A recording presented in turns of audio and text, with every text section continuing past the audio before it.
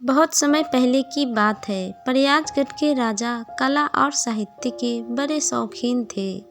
कविता तो उन्हें इतनी प्रिय थी कि वो कवि को मनचाहा पुरस्कार दे देते थे, जिसके कारण उनके दरबार में कोई न कोई कवि हर दिन आ जाया करता और अपनी कविता सुनाकर पुरस्कार प्राप्त कर लेता। उसी राज्य के एक गांव में 3 दोस्त रहते थे, लेकिन तीनों ही गँवार थे। और तो और उन तीनों से ज़्यादा मेहनत वाली काम भी नहीं होती थी।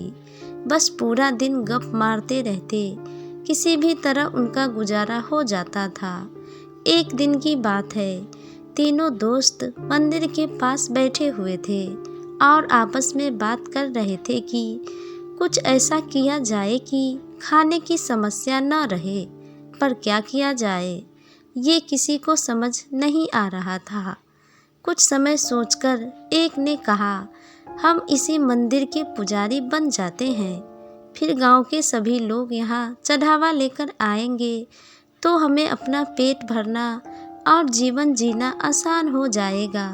ये सुनकर दूसरा बोला, मूर्ख, एक मंदिर में एक ही पुजारी होता है, वो भी ऐसा जो सब पूजा पद्धति जानता हो, और हम में से ऐसा कोई भी नहीं जानता। हमें तो साधु बन जाना चाहिए, बस भगवान का नाम जपना होगा। तो तीसरा बोला, हमें खेती करनी चाहिए, इससे हम गांव में ही रहेंगे तो हमारा शादी विवाह भी हो जाएगा, फिर बाल बच्चे होंगे और जब बच्चे बड़े हो जाएंगे तो हमारे खाने की व्यवस्था तो कर ही देंगे। खेती बहुत ही मेहनत का काम है और हम में से किसी को भी नहीं आता, फिर तो हम कुछ नहीं कर सकते।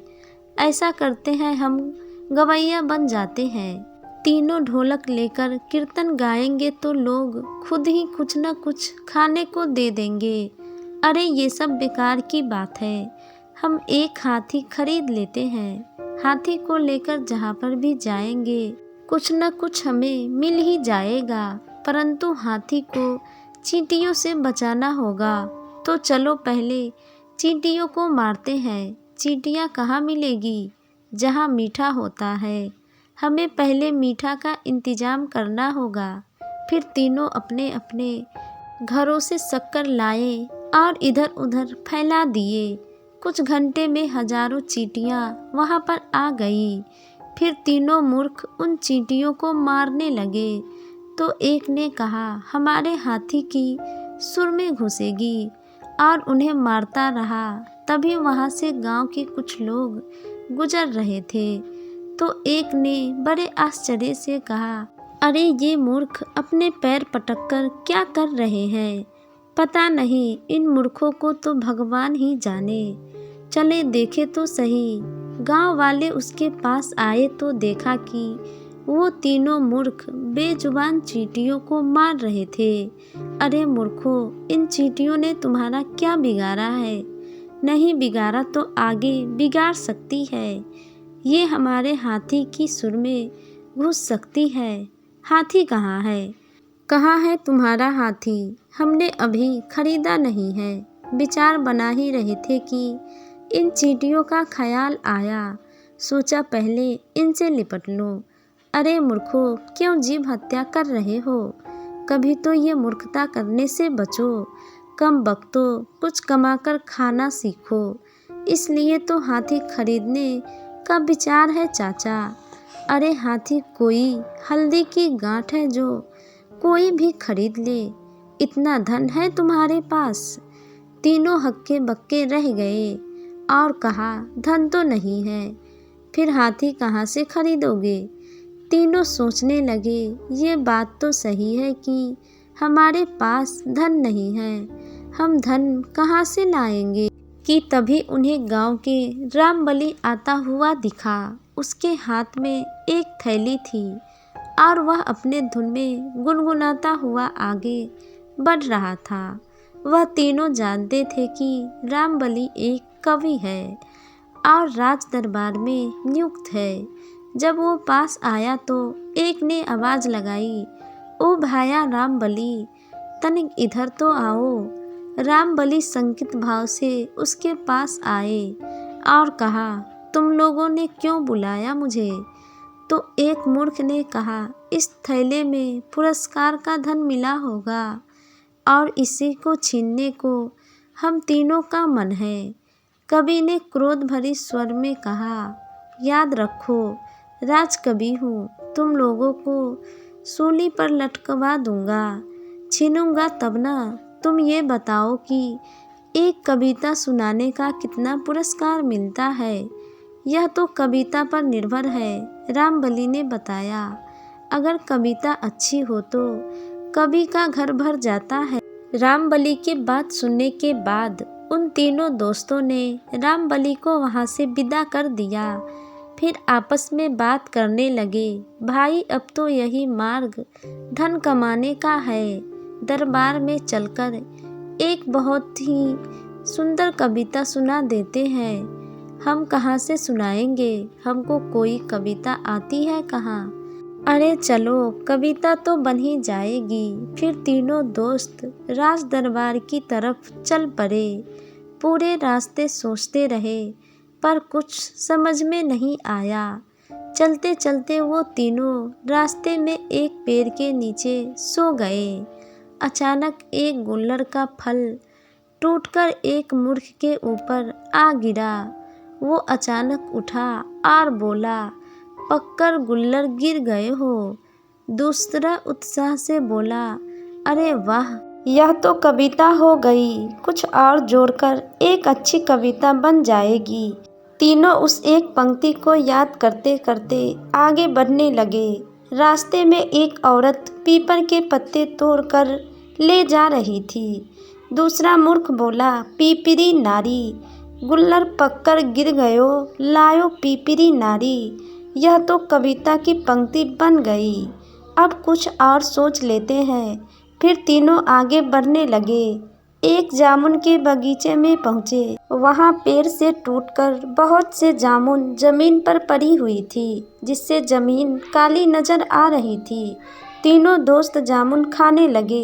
एक बोला, कितनी जामुन है, सारा दिन खाए तो भी खत्म नहीं होगा, जामुन अंत न पाइयो। तीसरा बोला, अरे एक और पंक्ति बन गई, जामुन अंत न पाइयो कैसी रहेगी, गुल्लर पककर गिर गयो, लायो पीपरी नारी, जामुन अंत न पाइयो।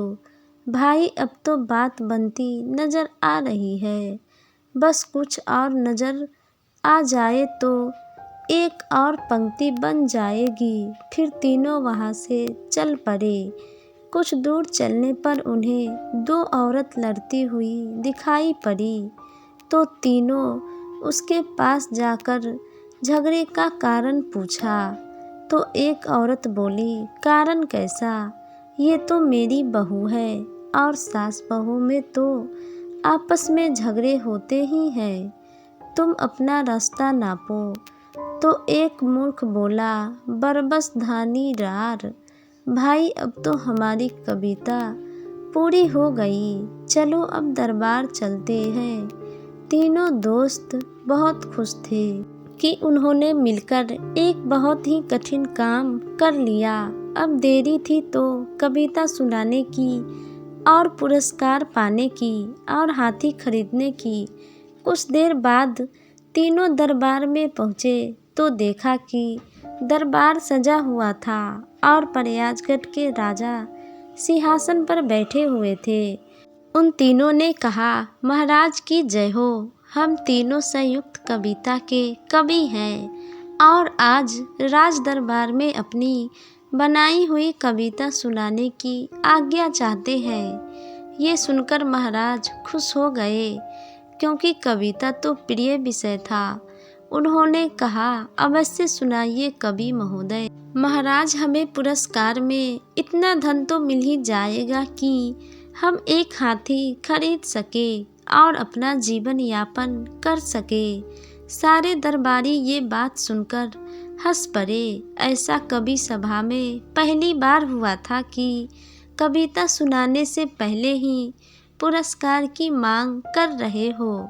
महाराज के मंत्री ने कहा, आप लोग पहले अपनी कविता सुनाइए, उसके बाद महाराज तय करेंगे कि कविता पुरस्कार योग्य है कि नहीं। ये सुनकर तीनों दोस्त एक दूसरे का मुंह देखने लगे।